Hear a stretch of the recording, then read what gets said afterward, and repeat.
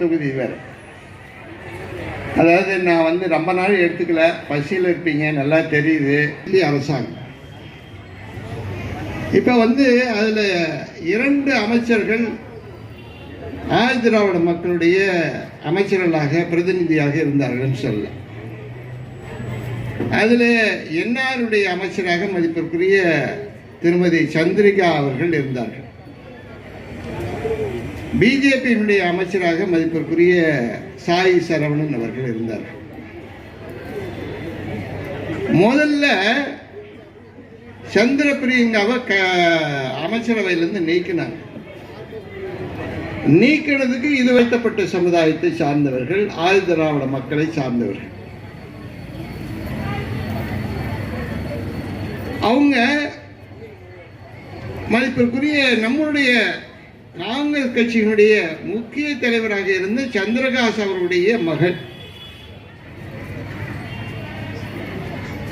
NR கட்சியை ஆரம்பிப்பதற்கு அடிப்படையாக இருந்தது யார் என்று சொன்னால் சந்திரகாஸ் அவர்கள் தான். அவருக்கு அவ்வளவு மரியாதை வைத்திருக்கக்கூடிய ரங்கசாமி அவர்கள் அவருடைய மகளை கட்சியில இருந்து பதவியில இருந்து நீக்கினார். இதுக்கு என்ன காரணம் அப்படின்னா, காரணம் இதுவரையும் பதிலே சொல்ல. ரெண்டாவது பாத்தீங்கன்னா, பிஜேபியில் இருக்கக்கூடிய சாய் சரவணன், அந்த உணவு துறை இருக்கு இல்லையா, சிவில் சப்ளைஸ் டிபார்ட்மெண்ட், அதை அவர்கிட்ட இருந்து எடுக்கிறாங்க. ரங்கசாமியுடைய ஆட்சி சாமியார் ஆட்சி அப்படின்னு சொல்லுவாங்க. உண்மைதான், சாமியார் ஆட்சி தான். இன்னைக்கு எல்லா சாமியாரும் இந்தியாவில் இருக்கக்கூடிய நிறைய சாமியார் எல்லாம் பார்த்தீங்கன்னா பெரிய பெரிய காரா வச்சிருப்பாங்க, ஒரு கொடி போட்டுப்பாங்க. அந்த மடத்துக்குன்னு ஒரு கொடி இருக்கும், அந்த ஒரு அமைப்புக்குன்னு ஒரு கொடி வச்சிருப்பாங்க, அந்த கொடியை போட்டுப்பாங்க. இவரை என்ன பண்ணாரு, நானும் பெரிய காரை வாங்கிறேன், ஏன்னா நான் ஒரு சாமியார், நான் ஒரு சாமியார். மற்ற சாமியார்லாம் ஒரு கார் தான் வச்சிருக்காங்க, நான் பெரிய சாமியார், அதனால 2 கார் வேணும். நான் எதுவுமே எனக்குன்னு கிடையாது, ஆனா எல்லாமே எனக்கு தான். எனக்குன்னு எதுவுமே கிடையாது, ஆனா எல்லாமே எனக்கு தான். இதுதான் ரங்கசாமியுடைய கொள்கை. எதை எடுத்தாலும் அவருக்கு கிடைக்குமான்னு பார்ப்பாரு, அதை கிடைச்சா கொடுப்பாரு, இல்லைன்னா கொடுக்க மாட்டார். எது எடுத்தாலும் கொடுப்பாரு, அவர் தொகுதிக்கு மட்டும் கொடுப்பாரு, அடுத்த தொகுதிக்கு கொடுக்க மாட்டார். இதுதான் அவருடைய கொள்கை. இன்னைக்கு என்ன பரிதாபம் பார்த்தீங்கன்னா, அவருக்கே தொகுதி இல்லாம போச்சு. ரங்கசாமி அவர்கள் இன்னைக்கு சொல்லட்ட எந்த தொகுதியில் நிக்கிறாருன்னு சொல்லிட்டு, அவருடைய தொகுதி எதுல நிக்க போறாருன்னு சொல்லுங்க பார்ப்போம். அவருக்கு தைரியம் கிடையாது, இன்னைக்கு சொல்லவே மாட்டேன். நான் இந்த இடத்துலதான், இந்த தொகுதியில தான் நான் நிக்க போறேன்னு சொல்லக்கூடிய துணிச்சல் இல்லாத முதலமைச்சர் தான் இன்றைக்கு ரங்கசாமி அவர்கள். என்ன பயம்னு கேட்டா, எந்த தொகுதியை சொன்னா அந்த தொகுதியை தான் சொந்த கட்சிக்காரனோ இல்ல பிஜேபியோ தோக்கடிச்சிருவான்னு பயங்கர பயம். இந்த பயத்துல தான் இன்னைக்கு ரங்கசாமி அவர்கள் இருக்கிறார். இப்ப என்ன சொல்றாரு, நான் இருக்கிற கொஞ்ச நாள் தான், நீங்க ஏதாவது சாப்பிட்டு போறேன், ஏன் தொல்லை கொடுக்குற, நான் நல்லா சாப்பிட்றேன், சந்தோஷமா இருக்கிறேன், இதுக்கு மேல என்ன வேணும் எனக்கு? இது யார்கிட்ட சொல்றது? பிஜேபி சொல்ற. பிஜேபி என்ன சொல்லுது, நீ தொல்லை இல்லாம இரு, என்ன தொல்லை கொடுக்காது,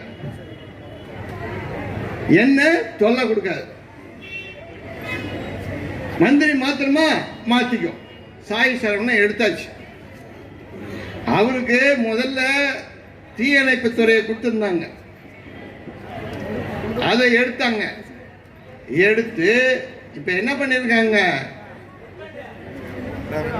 அந்த கிறிஸ்துவ சமுதாயத்தை சேர்ந்தவர்கள் அவங்களுக்கு அதை கொடுக்குறாங்க. ஆனா மந்திரி மட்டும்தான் அவரு, சட்ட ரங்கசாமி, ஜான்குமார் தான் மாப்பிள்ளை, சட்ட ரங்கசாமி. இது சட்டையை உரிச்சு போட்டா உரிச்சு விட்ட கோழி, சட்டையை உரிச்சு விட்டா உரிச்சு விட்ட கோழி. ஏன்னா அவருக்கு கட்சியும் கிடையாது, எதுவும் கிடையாது. இன்னும் கேட்டீங்கன்னா இன்னொரு சட்டையை உரிச்சிங்கன்னா அவர் உடம்புல என்ன இருக்கும் சொல்லுங்க பாப்போம். மார்டின் இருப்பாரு. இன்னும் ஒரு சட்டையை உரிச்சிங்கன்னா சார்லஸ் இருப்பார். இப்ப பிஜேபியை எப்படின்னு பாத்தீங்கன்னா கட்சி தலைவர் ராமலிங்கம், சூப்பர் தலைவர் சார்லஸ். பிஜேபிக்கு 2 பேரு, பிஜேபிக்கு 2 தலைமை. பிஜேபியில் இருக்கிறவங்க ஒரு குழப்பம், யார் சொல்றதை கேட்கறது, சார்லஸ் சொல்றதா கேட்கறதா இல்ல ராமலிங்கம் சொல்றதை கேட்கறதா? சார்லஸை கேட்டா பொட்டி கிடைக்கும், ராமலிங்கம் சொன்ன பேச்சா குட்டு கிடைக்கும். இதெல்லாம் எதுக்கு சொல்றேன்னா, வரப்போற தேர்தல் ஒரு முக்கியமான தேர்தல். நீங்க எல்லாரும் ஜாக்கிரதையா இருக்கணும். இப்ப நீங்க பார்த்திருக்கலாம், நேற்று ராகுல் காந்தி ஒரு பெரிய ஒரு அறிக்கையை கொடுத்திருக்கார். அந்த ஓட்டர் லிஸ்ட்ல எப்படி எல்லாம் தில்லுமுள்ளு பண்றாங்க அப்படின்னு சொல்லி வெளிச்சமா காட்டுறார். பெங்களூர்ல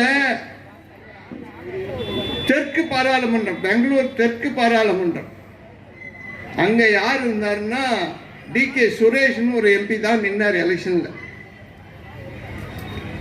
1 லட்சம் ஓட்டு அதுல சேர்க்கிறாங்க. டி.கே. சுரேஷ் அவர்கள் 36,000 ஓட்டுல தோக்குறாரு.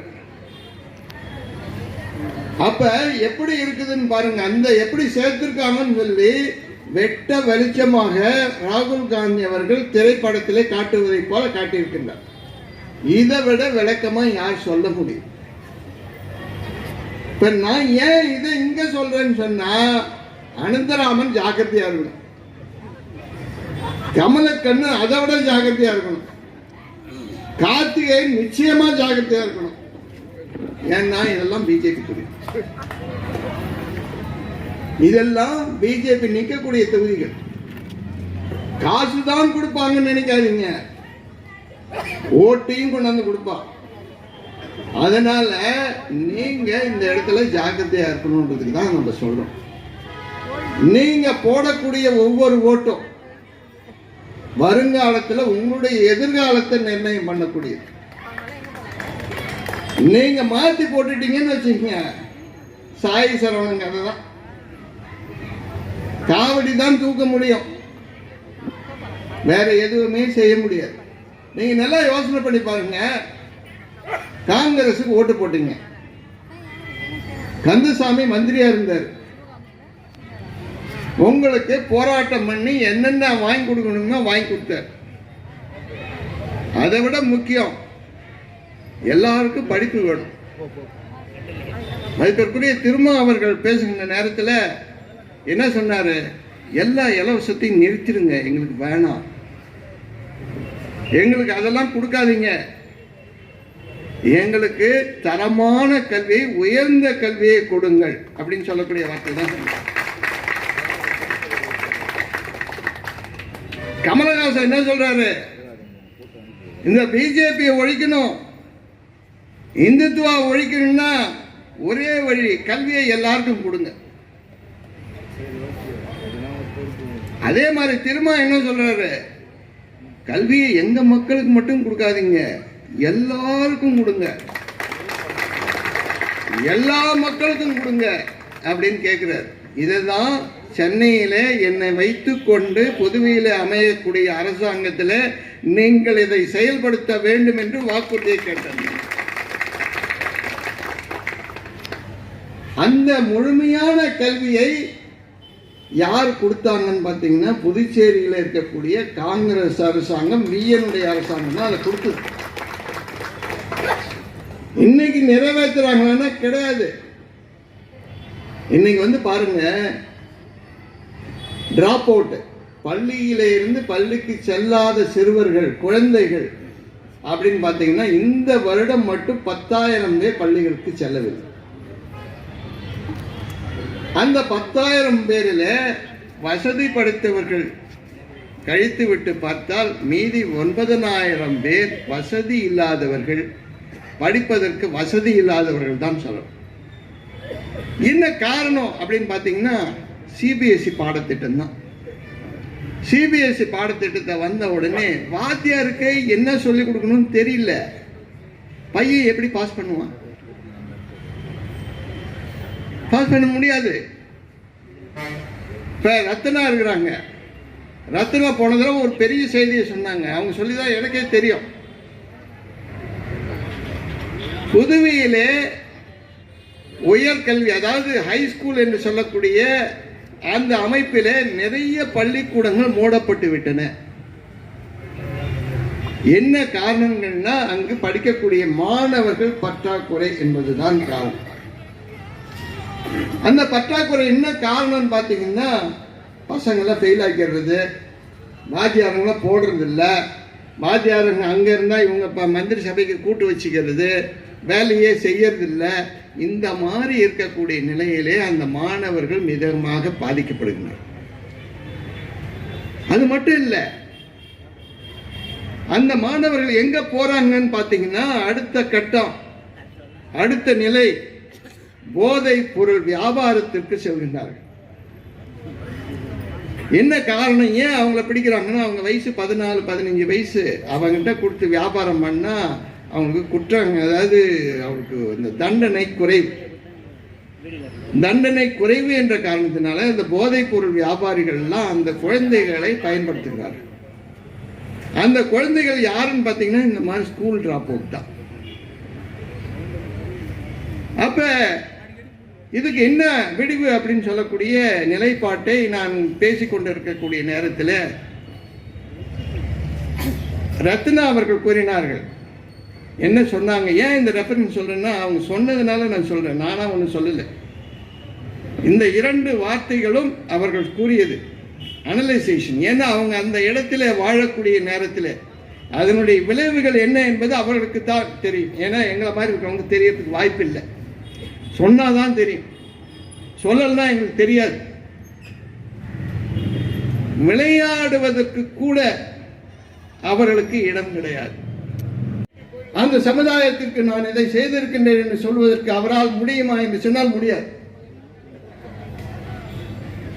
மதிப்பிற்குரிய கந்தசாமி அவர்களை சொல்ல வேண்டும். அவர் எந்த மேடை போனாலும் என்ன சொல்வாரு? நான் என்னுடைய சமுதாயத்திற்கு இதை செய்திருக்கின்றேன். இவர் அடிக்கடி சொல்வாரு. நான் தான் சொல்லாத யாருன்னு அடிக்கடி சொல்றது என்னன்னா என்னுடைய சமுதாயத்திற்கு நான் இதை செய்திருக்கின்றேன் அப்படின்னு சொல்வார். அந்த மாதிரி இன்னைக்கு முதலமைச்சராக இருக்கக்கூடிய ரங்கசாமி சொல்லுவாரா?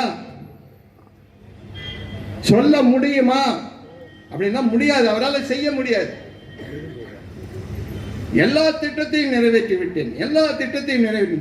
என்னையா உங்ககிட்ட திட்டம் இருக்குது? உங்ககிட்ட சொல்றதுக்கே வாயில். அதனால்தான் எல்லா எல்லா எல்லா எல்லான்னு. இன்னும் அதுக்கு மேல என்ன சொல்றாரு? என்னுடைய திட்டங்கள் இல்லாத எதிர்கட்சிகள் சொல்லக்கூடிய திட்டத்தையும் நான் உள்வாங்கி அதை நிறைவேற்றுகின்றேன். உங்ககிட்ட எவையா பேசுவான்? நீ ஏதாவது நல்லதை நினைச்சாதானே பேச முடியும். நல்லதையே நினைக்க மாட்டியே, நல்லதையே நினைக்க முடியாது. அந்த மாதிரி இருக்கக்கூடிய தலைமை தான் இன்றைய தினம் இருக்கக்கூடிய புதுவை. புதுவையை காப்பாற்றணியா? இன்னைக்கு புதுவை மக்களை காப்பாற்ற வேண்டும், எதிர்காலத்தை காப்பாற்ற வேண்டாம். அதுக்கு ஒரே ஒரு வழி. யாருகிட்ட இருந்து காப்பாற்றணும்? என்ன யாருமா கட்டிட்ட மாதிரி சொல்லியே, ரங்கசாமி கிட்ட இருந்து காப்பாத்தனியா புதுவைய. 2வது பிஜேபி கிட்ட இருந்து காப்பாற்றணும். பிஜேபி எல்லாம் 2வது தாயா. பிஜேபிக்கு உருவமே கிடையாது, அடையாளமே கிடையாது. அந்த அடையாளத்தை கொடுத்தது யார்? ரங்கசாமி. ஏன் கொடுத்தாரு? தனக்கு ஆள் வேணும், தன்னுடைய பாதுகாப்புக்கு ஆள் வேணும், இதுக்கு தான் அவர் கொடுத்தாரு. அப்ப புதுச்சேரியை காப்பாற்றணும்னா என்ன செய்யணும்? ரங்கசாமி அண்ணாச்சியே நீங்க வீட்டுக்கு போங்க, செய்தது போதும், நீங்க வீட்டுக்கு போங்க, கிடைத்தது போதும், நீங்கள் வீட்டுக்கு போங்க. உங்களை எங்களால் தாங்கிக் கொள்ள முடியவில்லை, சுமை அதிகமாகிவிட்டது, ஆகவே நீங்கள் வீட்டுக்கு செல்லுங்கள். இதுக்கு மேல உனக்கு சம்பாதிக்கணும்னு ஆசை இருக்குதா? வெளியில போய் நிறைய சம்பாதி. இதுக்கு மேல 10 கார் வாங்கணுமா? வெளியில போய் சம்பாதி, இதான் நிறைய காசு வச்சிருக்கிய. இதுக்கு மேல பெரிய ஹோட்டல் கட்டணுமா? வெளியில போய் கட்டு. இதுக்கு மேல மால் கட்டணுமா? வெளியில போய் கட்டு. தயவு செய்து புதுவை மக்களை காப்பாற்று. நீ விட்டுட்டு போயா? நான் கேட்பதெல்லாம் நீங்கள் அளிக்கக்கூடிய ஒரு ஓட்டு, இந்த விரலிலே வைக்கக்கூடிய மை, அந்த மையிலே இருக்கக்கூடிய உரிமை, அந்த உரிமையை வைத்து புதுவை மக்களை காப்பாற்றுவதற்கு, ரங்கசாமி இடத்திலே இருந்து காப்பாற்றுவதற்கு, புதுவையை முழுமையான புதுவையாக மாற்றுவதற்கு நீங்கள் அனைவரும் ஆதரவு அளிக்க வேண்டும் என்று கூறி விடைபெறுகின்றேன். நன்றி.